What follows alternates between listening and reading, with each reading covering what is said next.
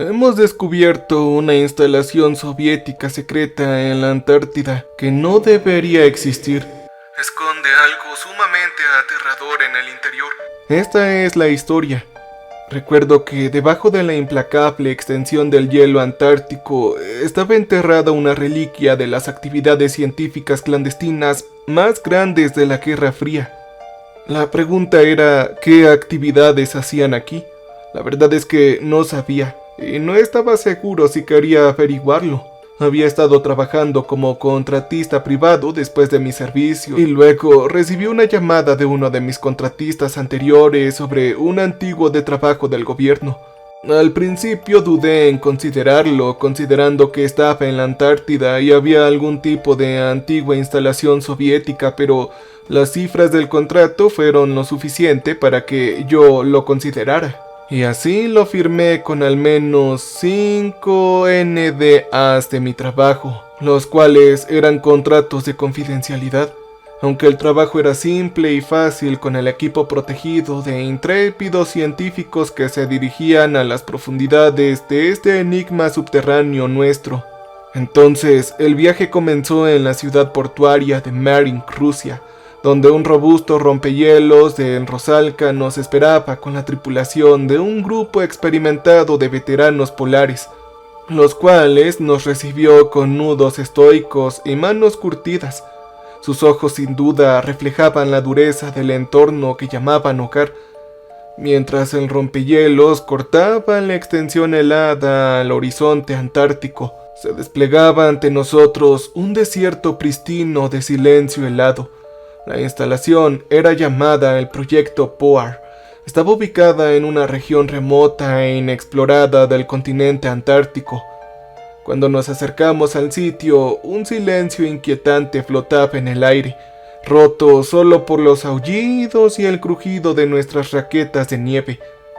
Podía sentir que los científicos estaban mareados, pero nadie dijo ni una sola palabra cuando llegamos a la instalación.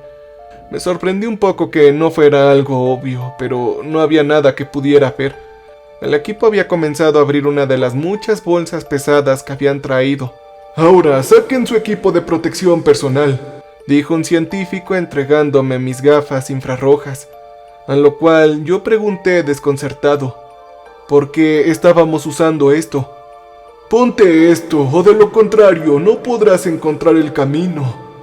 El científico respondió sin siquiera mirarme. Yo leí la etiqueta en su abrigo. Se llamaba Martín. Suponía que él debía tener buenas razones, pensé, aunque yo no sabía nada del tema y yo no veía nada aquí. ¿Aquí hay algo afuera en la nieve que pueda lastimarnos, señor?, pregunté. «No sabemos qué hay allá abajo, así que irás con nosotros, ven», dijo. Yo suspiré y luché contra el impulso de no irme, así que puse los ojos en blanco. Vaya, en ese momento era un tonto arrogante. Sin más me puse las gafas y miré a mi alrededor en la nieve como si fuera un ciego tratando de sentir su camino en la naturaleza. Fue entonces cuando vi la entrada. Estaba oculta debajo de una gruesa capa de nieve, solo visible a través de los sofisticados escáneres infrarrojos que nos habían dado. La instalación soviética en sí era una maravilla de la ingeniería de antes, un complejo subterráneo masivo enterrado profundamente en la roca mala cuando entramos en la instalación.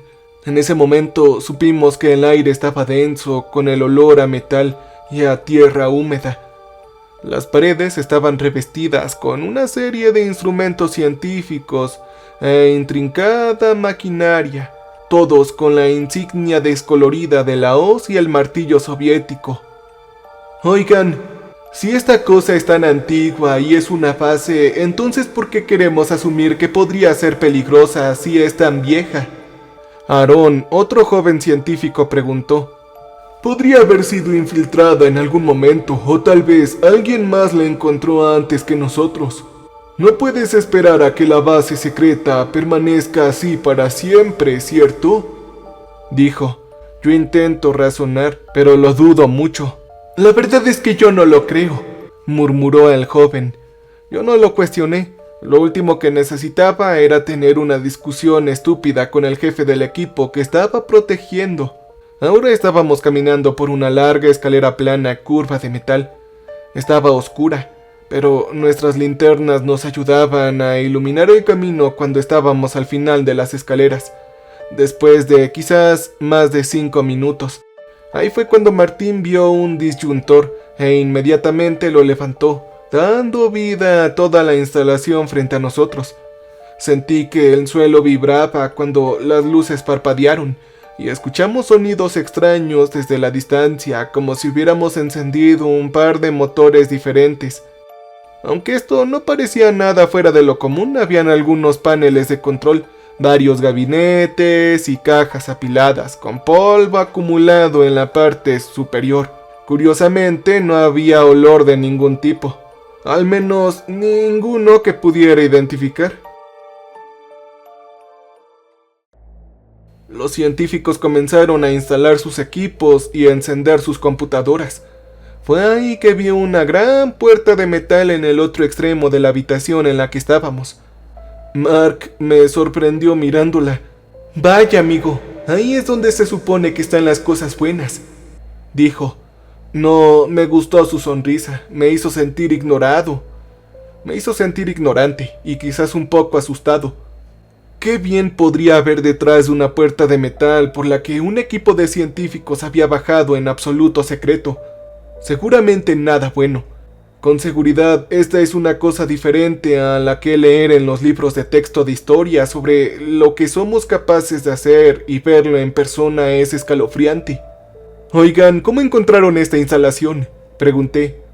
«Leímos sobre eso. Los soviéticos habían comenzado a perforar un agujero para aprovechar la energía geotérmica de la Tierra, perforando cada vez más profundo hasta que su taladro perforó una cámara oculta». El doctor Martín respondió con indiferencia. «Así que los soviéticos no lograron su cometido, así que lo convirtieron en lo que es hoy». Terminó de hablar. Él no era el hombre para compartir muchos detalles, pero abrimos la puerta de metal. Se necesitaba la fuerza de prueba de 5 hombres, pero funcionó, con el corazón de la habitación encontrándose una vasta cámara cavernosa en su centro, el cual estaba dominado por un agujero colosal que se hundía en las profundidades de la tierra. El agujero estaba rodeado por una red de pasarelas y plataformas de observación. El Dr. Mike, un astrofísico conocido por el historicismo, seguía mirando nerviosamente las paredes. No estaba seguro de qué hacer con eso, tal vez el pobre tipo tenía frío o miedo a las profundidades. Martín le hizo un gesto para que el equipo se reuniera alrededor del enorme agujero en el aire gélido, el cual se remolinaba con una tensión invisible hacia arriba, a medida que avanzábamos uno por uno, y entonces el equipo descendió con las linternas desconocidas, cortando la oscuridad helada a las paredes del estrecho túnel. Parecían cerrarse al soportar el peso de décadas de secretismo. La temperatura se desplomó y el aire se volvió pesado con una presencia de otro mundo. Era como si estuviéramos en otro lugar. Habían susurros suaves pero insistentes, resonando a través del túnel. Incluso había un coro de voces silenciadas durante mucho tiempo. El túnel se abrió en una extensión cavernosa, y el techo perdido en la oscuridad de tinta arriba adjuntaban formaciones que se aferraban a las paredes, reflectando la luz en un mosaico fracturado. Nosotros nos movimos con cautela, con el crujido de la nieve bajo nuestras botas, magnificando el inquietante silencio en la caverna. En el centro había una consola antigua adornada con botones y palancas elegantes. Todo parecía estar congelado en el tiempo. Martín se acercó con sus manos enguantadas, trazando los contornos con una mezcla de inquietud y curiosidad. Entonces la consola volvió a la vida, proyectando un brillo misterioso que reveló los secretos de este lugar. Imágenes proyectadas bailaban a través de las paredes, incrustadas en hielo en registro visual de las instalaciones. Habían experimentos oscuros, cámaras alineadas con la luz azul etérea, comenzando a pitar verde y rojo. Yo caminé hacia una que intentaban mirar lo que había dentro de la cámara a través del cristal, pero estaba borroso, cubriendo la mayor parte del espejo. Ya había comenzado a distinguir algunos detalles. En la imagen había una nariz protuberante, una boca llena como si la hubieran cosido una enfermera aficionada, o tal vez con prisa. Habían párpados hinchados, con venas azules. Yo no podía entender nada de esto. Caminé hacia otra cámara sin tener en cuenta lo que hacían los demás, y yo vi ahí adentro. Vi al doctor pero encima del cristal más allá de eso. ¿Cómo podía ser que podría distinguir una figura frágil pero claramente no humana? Esto era más bien como un halcón, un pájaro. Pero los pájaros no tienen piernas, ¿verdad? Quiero decir, sí tienen patas, pero no como las piernas humanas. Mi rastro de pensamiento fue interrumpido por el silbato de Mark. Vaya, qué gran época en la ciencia, cuando no habían comités de ética en mala conducta científica. Esto es simplemente asombroso. Mark señaló cámaras más pequeñas. Caminé para ver que habían huevos adentro, pero no eran huevos normales, ni mucho menos. Las cámaras eran todos experimentos criogénicos con híbridos. Había un viejo cuaderno colgando de una de las cámaras criogénicas. Era ilegible, pero no había duda sobre los dibujos y figuras dentro del cuaderno. Esta era la arquitectura de su trabajo. Tartamudeé pasando las páginas y mirando una pieza que parecía mitad humana, mitad animal o pájaro, y en ocasiones era mucho más aterrador. Por favor, no lo toques o lo arruinarás. Martín se burló de mí. Caray, todo esto es aterrador. Puedes quedártelo si quieres, yo ya no quiero saber más. Le arrojé los documentos a Martín a sus manos, volando en el aire para atrapar todo tan delicadamente como pudo. Yo noté otro libro de candados. Este era más grande y se veía incluso peor que el que le había arrojado a Martín. Evitando cualquier mirada, yo rápidamente lo puse en mi mochila. Ajusté mis hombros y fue cuando escuché un pensamiento y me giré para averiguar de dónde venía. Ninguno de los científicos parecía haber notado el sonido. No fue tan fuerte, pero tampoco era silencioso. Era como si alguien hubiera abierto o cerrado el pestillo. Yo salí de la habitación y conté las personas aquí. Faltaban 3. Oiga, creo que nos hace falta personal aquí, dije. A mí no sé por qué debería importarme eso. Yo solamente vine a investigar, dijo Martín sin siquiera molestarse en mirarme. Entonces yo lo agarré por los hombros y lo giré para que me viera. Oye, se te olvida que yo soy responsable de tu equipo. Recuerda dónde están ellos. Son 3 de tus hombres, repliqué. Yo intenté mantener la voz baja, pero en ese momento los demás ya habían notado que algo andaba mal. No lo sé, chico, yo no soy ningún guardaespaldas, dijo Martín mirando a su alrededor. Ari, Bob y Alex no están aquí. ¿Alguien vio a Ari, Bob y Alex salir? Le pregunté a todo el equipo y nadie respondió. Entonces un escalofrío repentino me recorrió la piel y mis sentidos se agudizaron en respuesta a una advertencia tácita. Yo no podía evitar la sensación de inquietud que se instaló en lo profundo de mí. Era una inexplicable incomodidad, mordisqueando mis ideas. Y ninguna de las cámaras criogénicas había abierto, al menos. Eso era una buena señal. Yo buscaba en las puertas, aberturas y escotillas, cualquier cosa, por los cuales podrían haber vuelto y haber subido. Entonces todos empezaron a buscar literalmente cualquier tipo de salida. Yo colgué la linterna contra las paredes del corazón sintiendo un botón secreto, algo para sacar o empujar. Y después de un par de minutos escuché el mismo pensamiento que tuve antes de darme la vuelta. Y esta vez encontramos esta cosa. Era una pequeña apertura. Uno de los científicos lo había descubierto caminando hacia allá.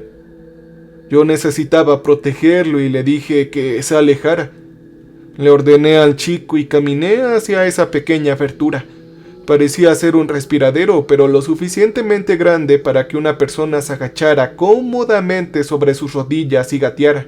«Oye, no me digas que vamos a entrar», dijo Martín. «Todos síganme, vamos», intervine. Nos arrastramos por el respiradero poco iluminado. El sonido de nuestras respiraciones colectivas en la lejana casa de la maquinaria resonaba en el espacio confinado. Habían varios giros y vueltas en el pasaje. La tensión era palpable con cada movimiento sutil, reforzando la naturaleza encubierta de nuestra misión. El aire fresco se aferraba a nosotros a medida que avanzábamos. La anticipación y el nerviosismo aumentaba con cada paso. Posteriormente llegamos al final y emergimos en una habitación tenuemente iluminada que parecía congelada en el tiempo. El resplandor ambiental expuso una serie de consolas de control con sus pantallas parpadeando con datos complejos. El bajo timón de la maquinaria proporcionaba un telón de fondo inquietante a la escena mientras nuestros ojos se ajustaban a la luz. La verdadera magnitud de nuestro descubrimiento se desplegaba en el centro de la habitación y ahí había una serie de dispositivos siniestros. Su propósito aún no quedaba claro a partir del diseño, pero envió un escalofrío colectivo por nuestras espinas dorsales. El grupo se acercó a los dispositivos colocados sobre soportes. A primera vista, los enigmáticos instrumentos se parecían a elegantes auriculares futuristas. Su diseño sugería un propósito más allá de nuestra comprensión inmediata. Estaban compuestos por una combinación de curvas suaves y componentes angulares, con un botón o control visible, y su superficie metálica brillaba bajo el brillo tenue de la iluminación de la habitación, insinuando un nivel de sofisticación que iba más allá de la tecnología ordinaria de la ausencia familiar que nosotros conocíamos. Las características solo se intensificaban y el misterio que rodeaba su funcionalidad era inimaginable. Nosotros intercambiamos miradas, pero no dijimos nada. Nuestra curiosidad se tiñó con una creciente sensación de precaución. Los dispositivos, sin duda, fueron diseñados para usarse sobre la cabeza como un tipo de auricular, pero su forma se desviaba de cualquier comprensión convencional de tal equipo, el cual no se veían auriculares ni bandas ajustables, lo cual nos hizo preguntarnos cómo es que se sujetaba a la cabeza del usuario. Mientras mi equipo y yo continuábamos nuestra examinación, una inquietante realización se instaló en un reconocimiento de que estos no eran un tipo de auricular común y corriente, con ausencia de cables y componentes tradicionales. Esto solo profundizaba el misterio, dejándonos al borde del descubrimiento. Fue entonces cuando me di cuenta de que habían algunos STS vacíos, 3 para ser exactos. Era imposible. Era el número correcto para los 3 científicos desaparecidos, lo cual podría estar relacionado exactamente con los 3 auriculares que faltaban.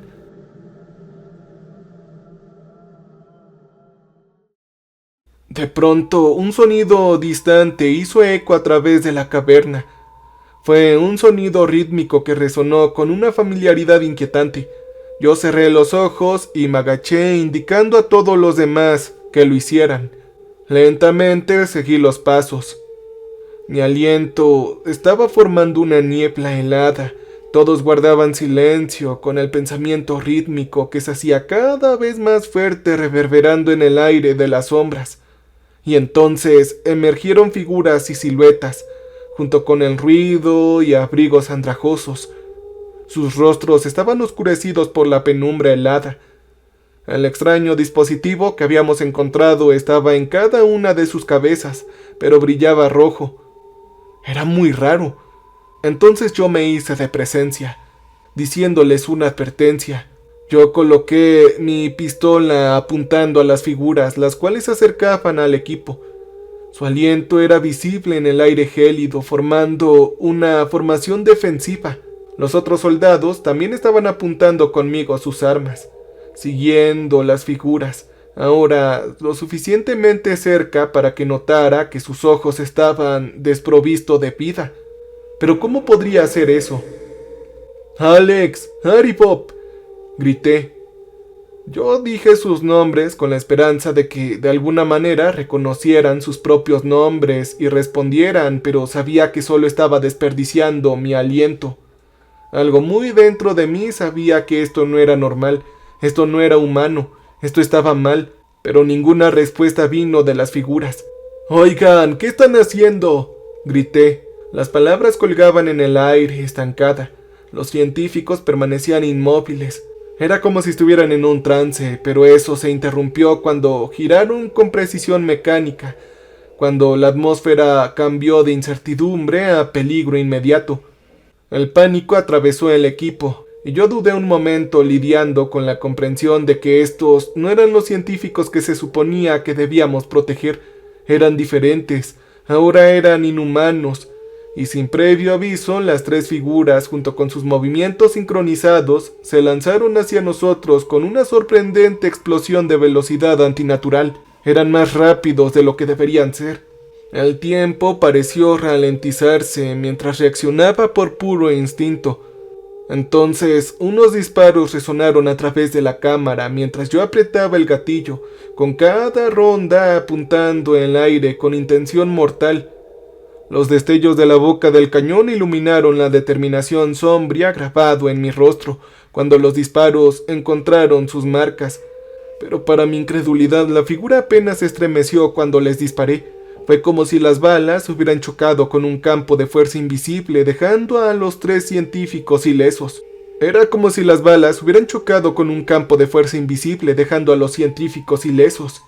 Los ecos de los disparos se desvanecieron en un silencio desconcertante, cuando las figuras se giraron y aparentemente impermeables se levantaron del suelo, como si fueran una marioneta espeluznante.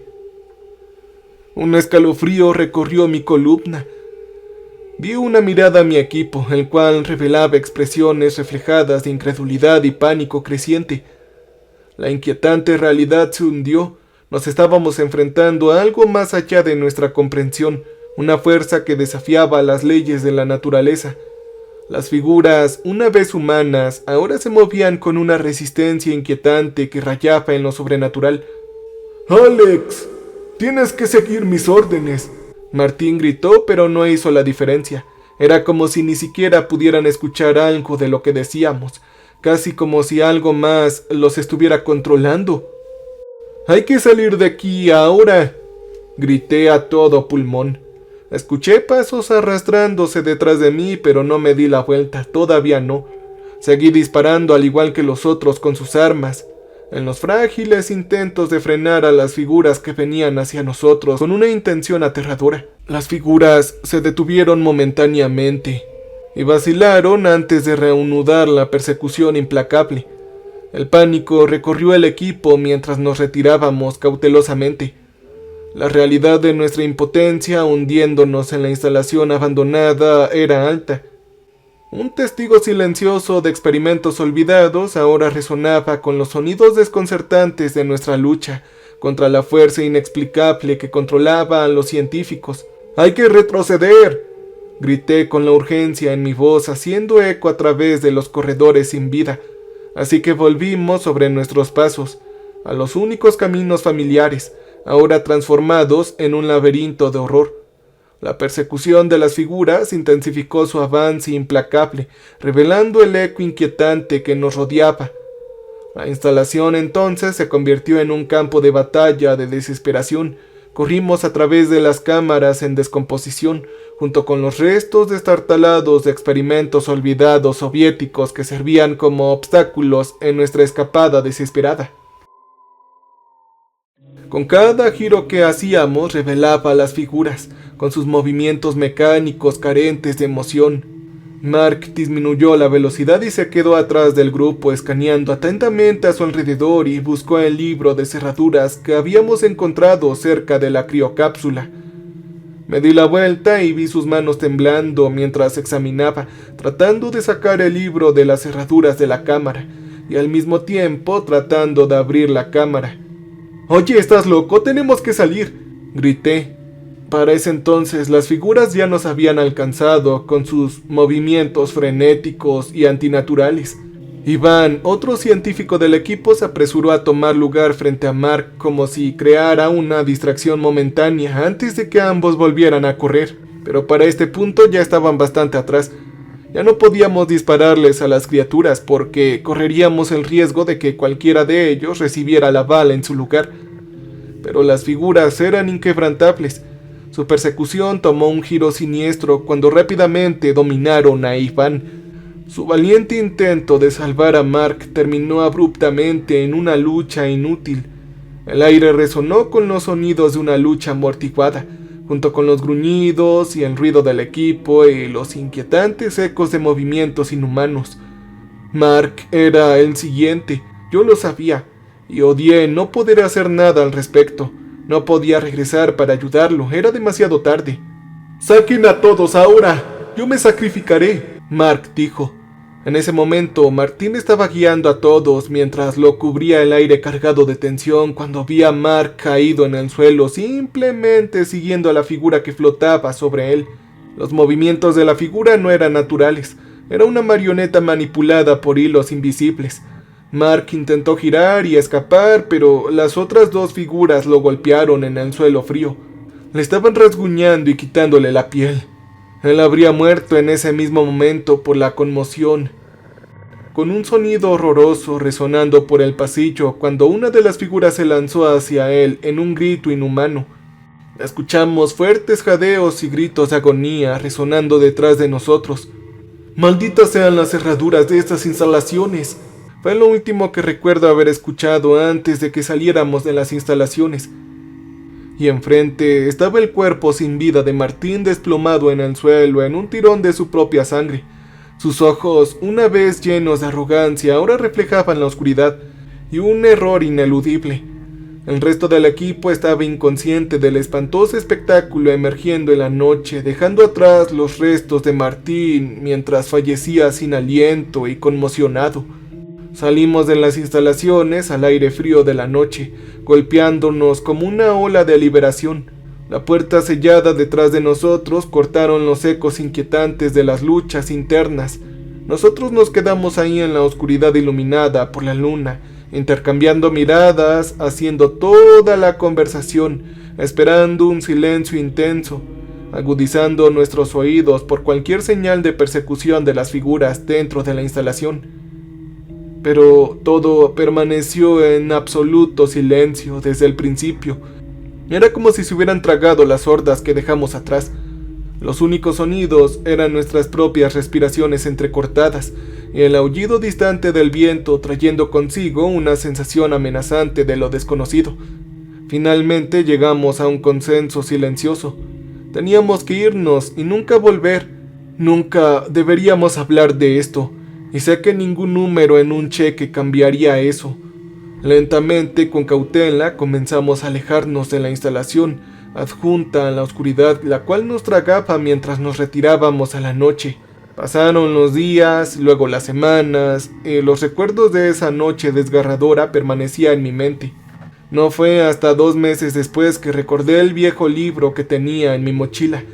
Mi corazón se aceleró mientras lo sostenía en mis manos, contemplando si debería tratar de ver qué era.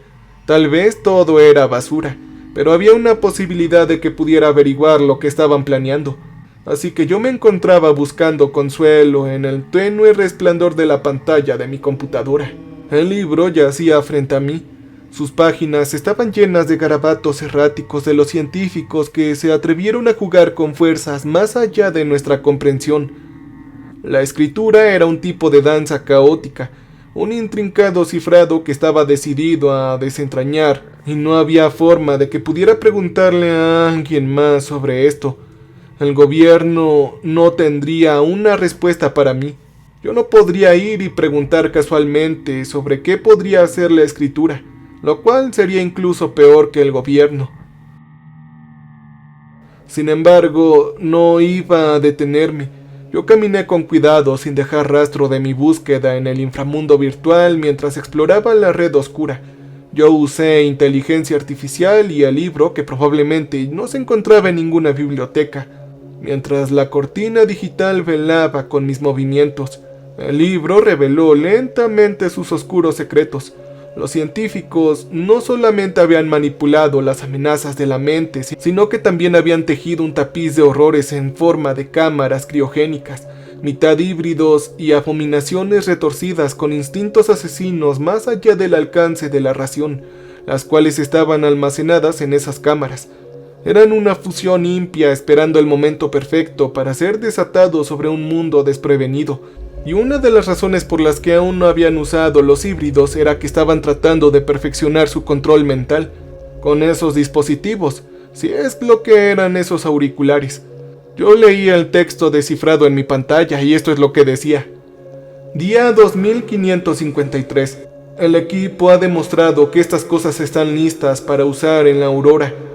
No creo que lo que tenemos sea solamente un esqueleto de lo que podría ser. Sé que podemos hacerlo mejor. Debemos dejar los trozos de hermoso rojo y dejar que la sangre impura lave los pecados del pasado. Nuestro jefe dice que esto es aterrador, que no debemos seguir con el proyecto, pero su visión es miope como siempre. Necesitan mirar el panorama general, necesitan crear un panorama más amplio. Yo continuaré mi trabajo y haré a nuestra madre orgullosa. Volviendo al presente, yo exhalé profundamente con la tensión aún permaneciendo dentro de mí en el dispositivo. Este era un dispositivo de control mental, y los híbridos eran solo un instrumento, peones para un propósito mucho más siniestro, el cual yo me estremecía ante las implicaciones. Su gran diseño era una sinfonía malévola orquestada en las sombras. El libro era mi cómplice silencioso y se había convertido en una caja de Pandora. Yo me quedé en el precipicio dividido entre revelar la verdad y mantener a raya a las sombras. A veces, yo por la noche siento que esas criaturas están en mi habitación y otras veces están en mis sueños, donde yo estoy dentro de estas cámaras golpeando mis manos contra el metal, gritando que me dejen salir. Pero las personas detrás de las máscaras inyectan la cámara con gas verde, el cual me hace ahogar y me despierto jadeando al día siguiente por falta de aire. Actualmente no llega ninguna palabra de mi contratista, no hay ninguna explicación o directiva, es como si la misión nunca hubiera sucedido. Pero una cosa que sí sé con certeza es que el gobierno ciertamente no se detendrá aquí. Ellos enviarán otra misión, aunque no sé cuándo. Pero la verdadera pregunta es, ¿qué diablos planean hacer con el dispositivo híbrido de control mental? Y Dios sabe qué más encontrarán ahí abajo cuando entren. Porque tal vez, y solo tal vez, estarán más preparados y mejor que la última vez. Cambio y fuera. Welcome, stranger. We have not met before. We are repulsive. So glad you came to visit us. So glad. We make music for people who want to feel alive. You can use our music for your creative content.